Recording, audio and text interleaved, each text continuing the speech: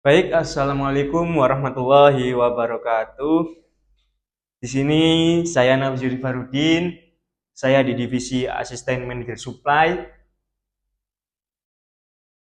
Baik, yang soal pertama, jadi dalam kondisi keterbatasan supply, saya akan yang pertama yaitu menetapkan kerangka prioritasi end-to-end dengan mempertimbangkan dampak bisnis jangka panjangnya dan juga jangka pendeknya.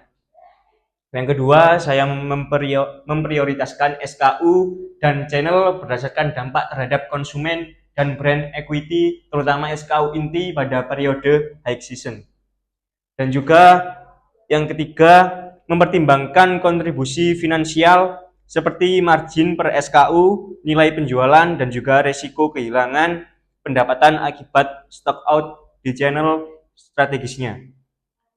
Dan yang keempat, yaitu saya akan melakukan atau menilai resiko operasionalnya, termasuk kompleksitas produksinya, ketersediaan bahan baku alternatif, dan juga fleksibilitas dari kapasitas pabrik itu tersendiri.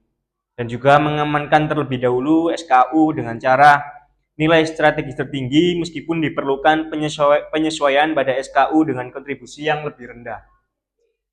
Dan menggunakan data forecast terbaru, margin, service level historisnya, kapasitas produksi aktual, dan juga proyeksi risiko supply sebagai dasar pengambil keputusan atau jadi dasar pengambilan keputusan saya. Dan juga menjaga keseimbangan antara availability dan juga profitabilitas dan keberlanjutan bisnis jangka panjangnya. Ya, baik, ini untuk soal yang kedua. Jadi, yang pertama saya akan menjalankan peran head of supply sebagai pengambil keputusan, sekaligus penyelaras antara perspektif lintas fungsinya, dan juga menyelaraskan pemahaman bersama melalui diskusi berbasis data dengan marketing, finance, dan juga tim plan-nya. Dan juga saya akan memastikan setiap fungsi memahami implikasi keputusan terhadap pasar dan konsumen, dampak finansial, serta keterbatasan operasionalnya. Dan juga menekankan tujuan bersama untuk menjaga ketersediaan produk tanpa menimbulkan risiko finansial dan operasional jangka panjang. Dan juga menyampaikan trade-off keputusan secara terbuka seperti prioritasi SKU, strategis, atau penyesuaian rencana kampanye. Dan juga menerapkan gaya kepemimpinan kolaboratif namun tegas. Jadi dengan keputusan akhir yang jelas dan juga konsisten.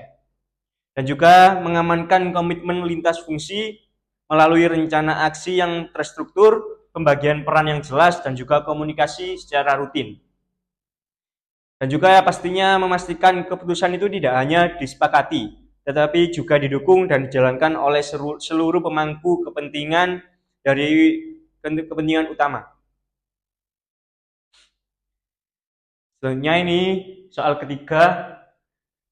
Jadi rencana saya yang pertama yaitu mengalihkan fokus dari penanganan krisis ke perbaikan sistemik agar organisasi itu lebih tangguh menghadapi risiko yang serupa. Dan juga memperkuat supply resilience melalui diversifikasi supplier kritis dan juga meningkatkan visibilitas end-to-end supply-nya dan peninjauan strategi buffer stock untuk material berisiko tinggi. Dan juga saya akan meningkatkan integrasi perencanaan lintas fungsi dengan memperkuat kolaborasi antara demand planning supply dan juga finance-nya untuk mengantisipasi risiko lebih awal. Dan saya akan memanfaatkan digitalisasi dan data analitis guna meningkatkan akurasi forecast-nya, mempercepat pengambilan keputusan, dan juga menyediakan early warning terhadap potensi gangguan dari supply. Dan juga menyelaraskan inisiatif supply dengan target sustainability termasuk efisiensi energi, pengurangan waste, dan juga praktek pengadaan yang bertanggung jawab. Dan saya akan memperkuat fondasi supply chain agar lebih adaptif, efisien, dan juga berkelanjutan dalam menghadapi dinamika bisnis ke depannya. Jadi sebagai penutup, pendekatan yang saya terapkan menekankan pengambilan keputusan yang terstruktur, kolaboratif, dan juga berorientasi jangka panjang. Jadi tidak hanya jangka pendek saja.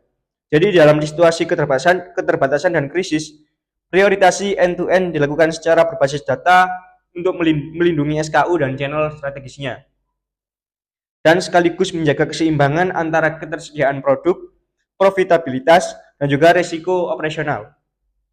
Keputusan tersebut diperkuat melalui penyelarasan lintas fungsi yang saya sebutkan tadi, dengan kepemimpinan yang kolaboratif namun tegas, dan juga sehingga seluruh pemangku kepentingan bergerak dalam satu arah, dan setelah krisis teratasi, fokus diarahkan pada perbaikan sistemiknya melalui penguatan ketahanan supply chain dan juga integrasi perencanaan dan pemanfaatan digitalisasi dan komitmen terhadap sustainability guna membangun organisasi yang lebih tangguh, adaptif, dan juga berkelanjutan di masa depan.